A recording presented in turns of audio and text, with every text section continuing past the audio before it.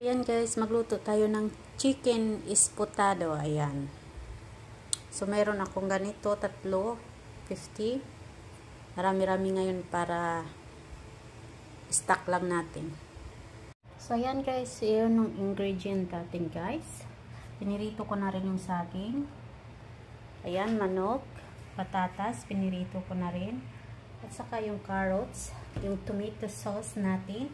At saka asukal yung nilagay natin dyan. At saka paminta.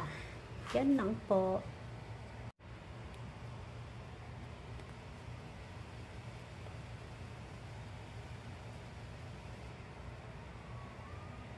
So ayan na. So ibigisa natin muna ito sa sibuyas at saka bawang. Ayan.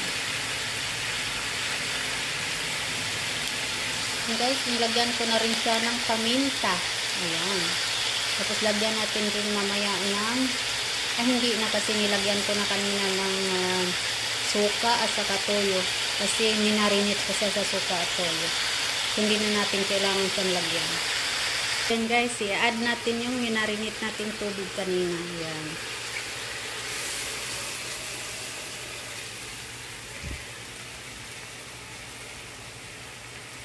So ayan guys, takpan natin muna ng mga 3 minutes. Ayan.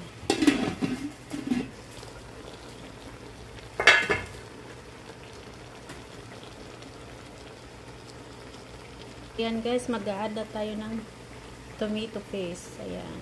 Tomato paste kasi dito eh. Ayan. Para pumula lang siya.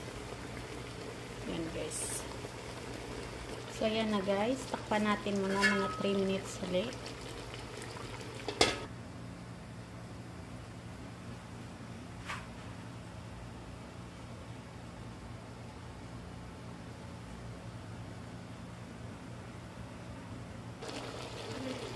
Ayan guys.